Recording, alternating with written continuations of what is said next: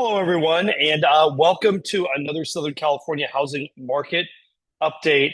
I gave some clients maybe not. Well, let's be honest, it was risky advice. I went against pretty much what I think is the de facto rule in real estate, which is if you have a client who wants to sell their house, you tell them list it now because I don't know what's going to happen in the future. I can only tell you what the market is right now.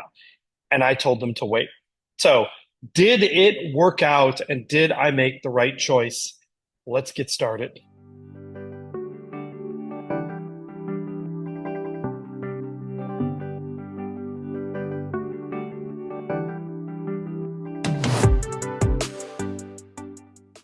Hello, everyone. My name is Stephen Meade with Domicile Real estate for people who love houses. This is our Southern California housing market update. It's August 2025. I cannot believe we are already nearing the end of summer. Many kids have gone back to school. Labor Day is coming up this weekend.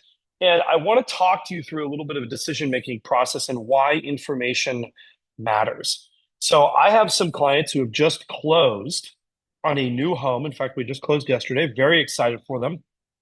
And they actually bought the new house before they transitioned before they sold their old house. And this is really a great way to do it when you can, because it kind of gives you all of the cards, right? It lets you negotiate hard on the new house. It also lets you control your listing on the home that you're selling. And that part is really important, I think, especially right now in the marketplace. Now, these clients, we could have gone on the market in the middle of August, and I told them to wait.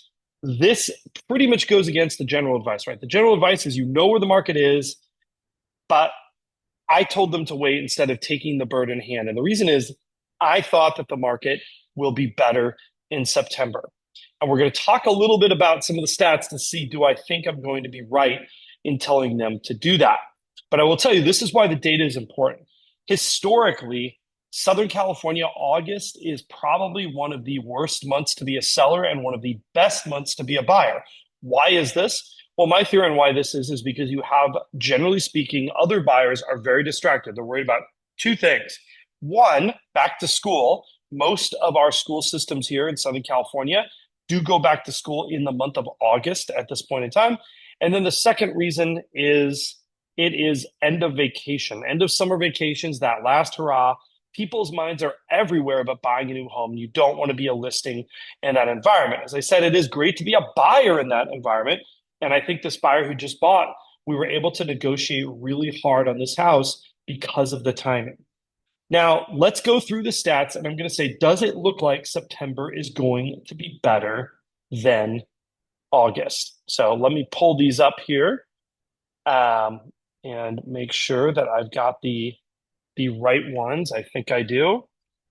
One of the things that's a leading indicator, right, of how the market is going to be is just by looking at the number of listings that we have. Is that number going up, meaning is inventory growing, or is it going down?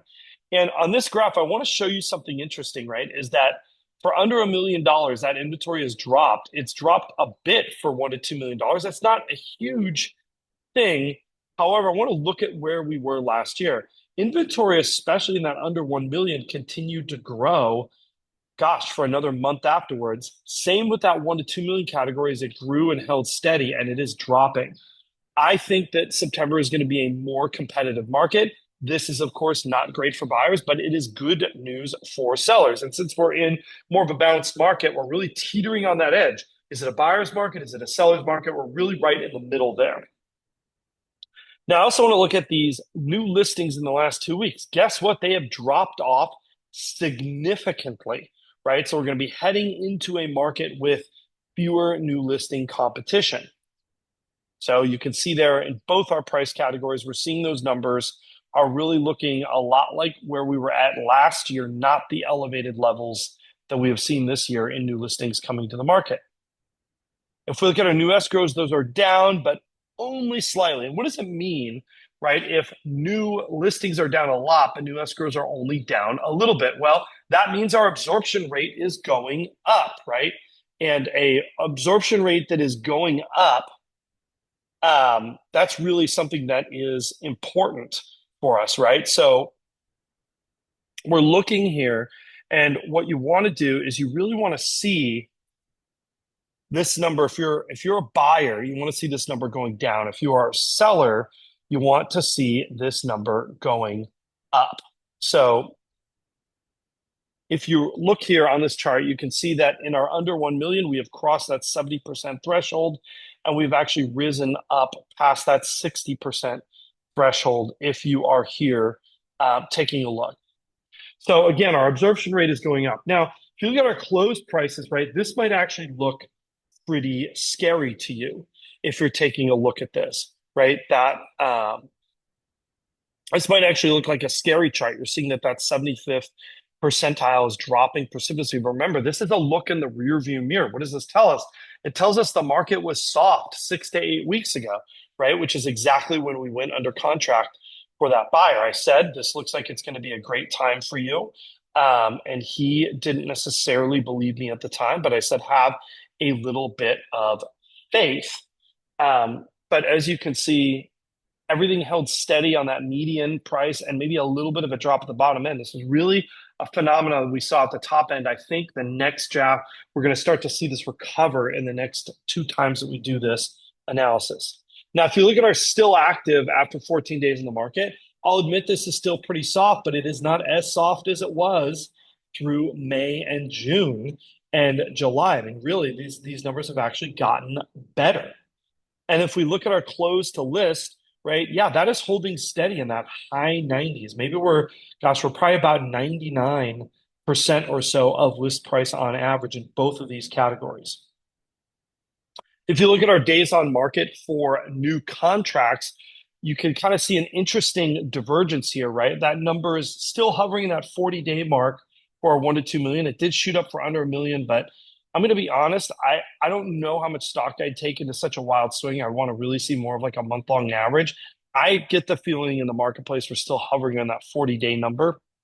And then finally, if you look here at our affordability of a median priced home, right, indexed to June of 2018, guess what? The affordability situation is not nearly as dire as people have made it sound, right? If we look at that gap between the rent index and the payment index, you can see that actually we are closer together on those numbers now than we were back in the fall of last year, meaning it is actually a better time for buyers out there in terms of that payment level. And by the way, meanwhile, as you can see, that CPI number has been steadily increasing, right, the whole time, like been going up slowly to kind of meet where that rent index has gone.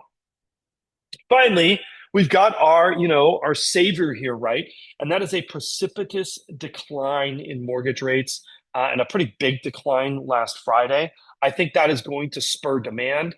We've got our Federal Reserve Chairman basically saying expect a rate cut at the Fed meeting in September. I think it's 17th.